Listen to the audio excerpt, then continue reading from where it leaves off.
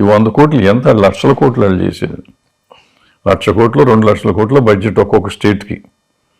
2,00,000 కోట్లు ఈ 100 కోట్ల గురించి కాన్సన్ట్రేట్ చేసి టైం వేస్ట్ చేస్తారు ఎవరన్నా?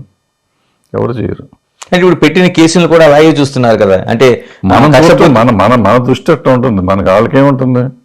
ఇప్పుడు నేను ఉన్నానండి, నేను చాలా గొప్పవాడిని నేను అనుకుంటున్నాను, నా మీద మీరు పగబట్టారని నేను అనుకుంటున్నాను.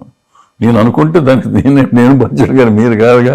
మీకేముంది, చట్టం తన పని తను చేసుకుపోతుంది, ఏం జరగాలో జరుగుతుంది అంటున్నారు మీరు. దాన్ని మీరు తప్పంటే నేను ఎట్లా అంటాను, పగబట్టారంటే నేను ఎట్లా కుదురుతుంది?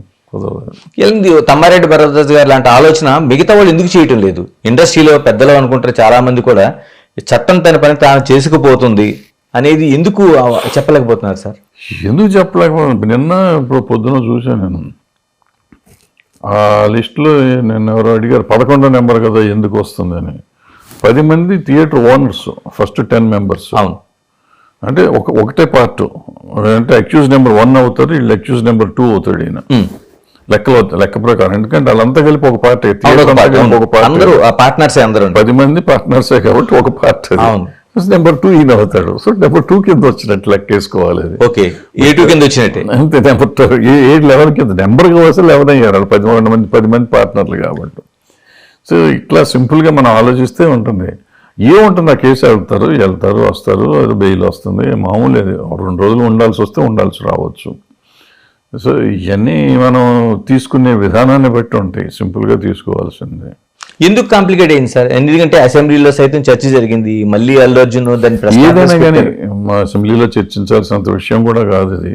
చర్చించాల్సి వచ్చింది, ఎందుకు వచ్చిందో తెలియదు. వచ్చినాక సీఎం గారు అంత తీవ్రంగా స్పందించాల్సిన అవసరం లేదు, క్యాజువల్గా చెప్పవచ్చు, లేదు జరిగింది, దాని చట్టం దాని పని చేసుకుపోతుంది, ఆయన వదిలేయచ్చు. బట్ ఆయన గెలికారు, ఎవరో గెలికారు. సో ఆయన కొంచెం సీరియస్గా చెప్పాల్సిన పరిస్థితి వచ్చింది. ఆ చెప్పినాక మళ్ళీ దాని మీద రిపర్కేషన్స్ ఇవన్నీ వచ్చినాయి.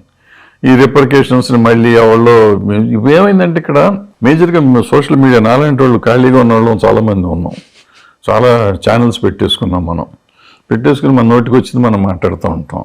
ఇప్పుడు మనకేం పోయింది, మనకి సోషల్ రెస్పాన్సిబిలిటీ మనకు లేదు. ముఖ్యమంత్రి గారు పగబట్టాడు పలానా వాడి మీద, లేదా పలానా హీరో పలానా ముఖ్యమంత్రి మీద పగబట్టాడు, సినిమాలో జరిగిన సీను ముఖ్యమంత్రి చేసి దింపేస్తాడు, ఇటువంటివన్నీ పెట్టేసుకుంటుంటారు. ముఖ్యమంత్రి సినిమాలో లాగా కాకుండా రియల్ హీరో లాగా ఈయన చంపేస్తాడు, ఈయన రియల్ హీరో లాగా ఆయన్ని చంపేస్తాడు అని మనం పెట్టేస్తున్నాం. ఇక్కడ కటింగ్, అక్కడ కటింగ్, అక్కడ కటింగ్, సినిమాలో కొట్టినట్టు ఏడాపేడా కొడతా అంటే ఇటు వీళ్ళకి కడుపు మండుతుంది, అటు వాళ్ళకి కడుపు మండుతుంది. వీళ్ళు చేయిస్తున్నారు. యాక్చువల్గా వాళ్ళ ఎవరికి మనకు సంబంధం లేదు. మన యూట్యూబ్ ఛానల్స్ ఉన్న వాళ్ళు ఎవరికి ఇటు ముఖ్యమంత్రి గారితో కానీ అటు అల్లు అర్జున్ గారితో కానీ సంబంధం ఉన్న వాళ్ళు ఎవరు లేరు. నాకు తెలిసి మాట్లాడిన వాళ్ళు కూడా ఉండకపోవచ్చు మెజారిటీ. కానీ అన్ని ఛానల్లోకి వెళ్ళో లేకపోతే వాళ్ళ ఛానల్లోనో కూర్చుని ఏం జరిగిందని మీ పోటీ అడిగితే చక్కగా నేనే చూసినట్టు మాట్లాడుతుంటా.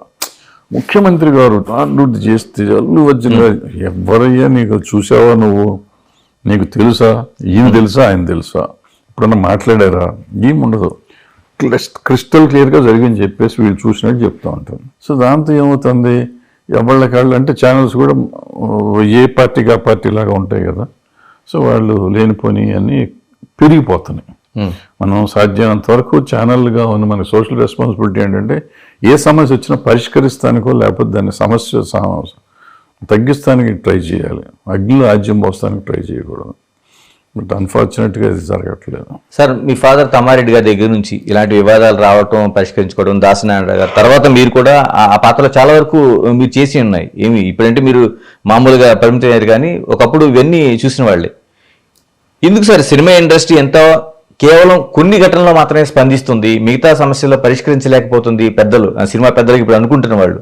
వీళ్ళు పరిష్కారం చేయకపోవడం అనేది ఏం లేదు, ప్రతిదానికి పరిష్కారం ఉంటుంది. ఇప్పుడు కొంతమంది దీనికి వచ్చారు దానికి ఎందుకు రాలేదు అంటారు. మాకు సంబంధించిన వరకే మేము వస్తాం.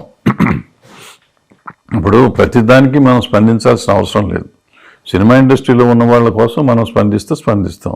పక్కన వాళ్ళ కోసం ఎందుకు స్పందించలేదు, అప్పుడు ఎందుకు స్పందించలేదు, ఇప్పుడు ఎందుకు స్పందించలేదు చాలామంది అడుగుతూ ఉంటారు. ఎప్పుడు అవసరమైతే అప్పుడు స్పందిస్తారు. నాకు మీ పరిచయం అండి, మీకు ఏదైనా జరిగితే నేను గబుక్కుని స్పందిస్తాను. అదే అతను నాకు పరిచయం లేదు, అతనికి ఏదో జరిగింది అయ్యో అయ్యిందో అనుకుంటాను తప్ప నేను వెంటనే స్పందించను. మీరు వచ్చి ఏమయ్యా అప్పుడు నువ్వు కెమెరాకి వచ్చాడు కదా నువ్వు ఎందుకు రాలేదంటే నేనేం చెప్తాను, అతను ఎవడో కూడా నాకు గుర్తు తెలియదు కదా. కెమెరామెన్ నాతో పనిచేశాడు, మీరు వచ్చి మీతో పాటు వచ్చాడని తెలుసు తప్ప నాకు ఎవరో తెలీదు. నేను ఎందుకు రాలేదంటే నేనేం చెప్తాను దానికి. సో ఇవన్నీ అనవసరం. ఇప్పుడు ఇదేమైంది సడన్గా ముఖ్యమంత్రి గారు అన్నారు గబగబా అందరం బయలుదేరుతాం, ఇది ఒక ఏలవేర్రి. ఇవన్నీ విచిత్రంగా ఉన్నాయి చూస్తా అంటే కొంచెం తమాషా. నిన్న జరిగిన మీటింగ్ ని మీరు చూశారు, ఏమనిపించిందండి మీటింగ్ సారాంశం? అసలు ఇంతమంది అంటే దాంట్లో కూడా ఒక ఇది కొందరిని ఎందుకు పిలవలేదు అర్థం కాలేదు, కొందరిని ఎందుకు పిలిచారో కూడా అర్థం కాలేదు.